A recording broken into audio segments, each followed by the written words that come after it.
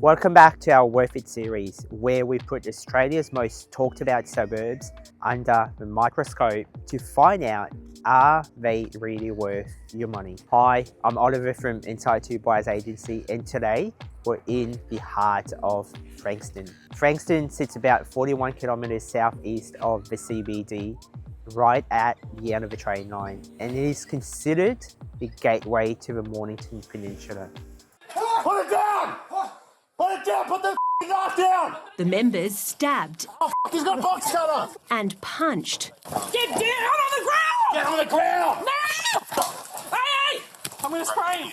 They'd come to question a suspect over a stolen car at Frankston. A crazed man who tried to carjack several women during a terrifying rampage in Frankston. Fears Frankston's streets and hospitals will be overrun by heroin addicts. For years, Frankston's been called rough, risky and overlooked, but $1 billion hospital upgrade and a booming Foreshore precinct and some of the tightest rental demand in Melbourne, a lot of investors are starting to see it differently. Is Frankston still a gamble, or is it a smart move for your long-term growth and lifestyle? Let's break this headline suburb down.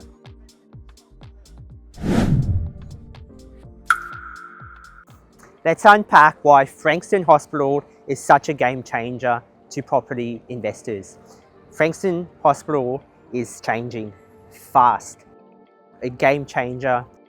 One of the biggest catalysts here is a $1.1 billion Frankston Hospital redevelopment just behind me, currently on the tail end of completion. When it's finished, it will add a brand new 12-story clinical services tower, an expanded emergency department, and more maternity and paediatric wards, and significantly more beds to service the Southeast Corridor. But it's not just about healthcare, it's also about jobs. It's more professionals working, renting, and spending locally, which is great news for investors targeting the right pockets around the hospital precinct. But also owner-occupiers. We're seeing steady demand picked up for rental properties within walking distance of a hospital, and particularly from nurses, junior doctors, students, allied healthcare workers looking for convenient, modern, easy to maintain accommodation.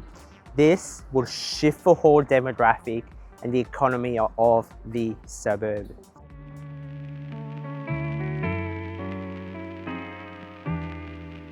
The Frankston Council is actively reshaping the Foreshore and the Main Strip.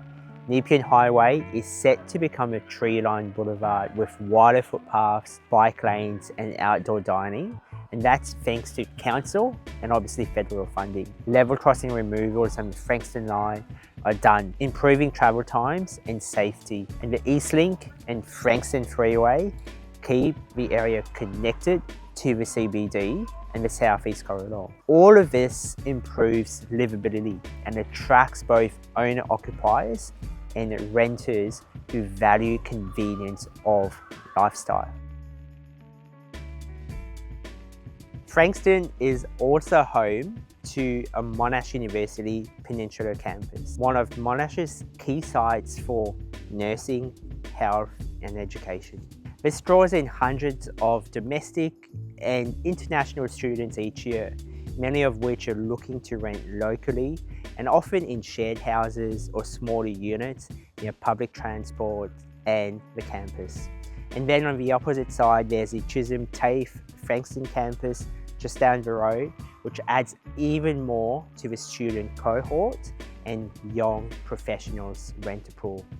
What this then creates is a stable, diverse base of tenants in healthcare workers, students and young families, all drawn in by the combination of affordability, lifestyle, access to jobs and education.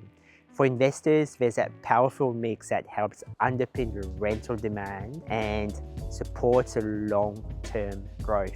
And let's face it, both local students and especially international students will always have the need for housing in proximity to Monash University, Peninsula Health and Chisholm TAFE.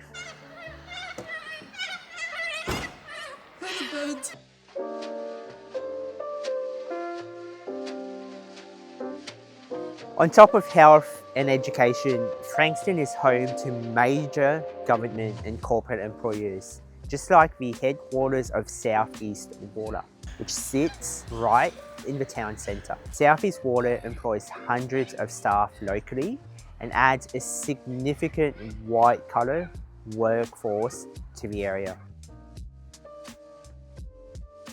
When you combine that with the hospital, universities, the retail precinct, you're looking at a suburb with a strong, stable employment base that really fundamentally underpins the housing demand. For investors, this combination of healthcare, education, and government institution creates a reliable mix of tenants and drives that confidence in the long-term growth, especially if you know how to pick the right pockets, the right streets around these anchors.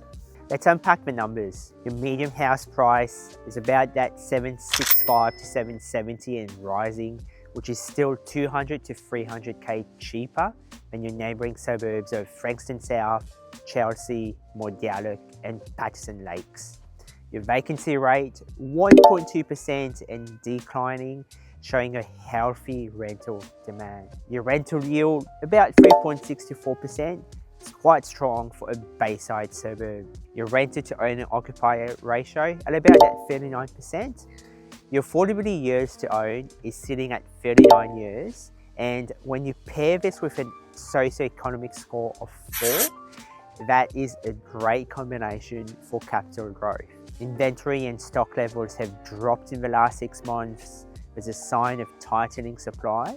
So your stock on market is 0.25%, which equates to 31 home listings. Inventory at about 0.76 months, and your building approvals at 37%, which equates to 46 building homes. Your days on market, that's sitting at a nice low 23 days.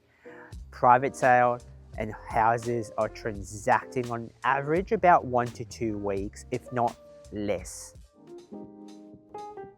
I can see the jet ski. But like any suburb, you need to know the pockets. Not every street tells the same story, and not every part of the suburb will deliver the same results. But it's exactly what we're here to unpack, one suburb at a time. So if you're an investor looking in Frankston, this shift means a couple of things. Number one, focus on usability. Owner-occupiers love the floor plans that flex with life. Think multifunctional spaces, additional and plenty storage. Number two, appeal matters. Curb appeal, thoughtful design, make your property feel like a home, not just an asset. Number three, price edge. You might need to stretch a little bit on entry price, but smart design and future proofing can deliver equity a lot faster. For instance, a well-designed 3-bedroom home in a walkable pocket can and will sell above asking range these days.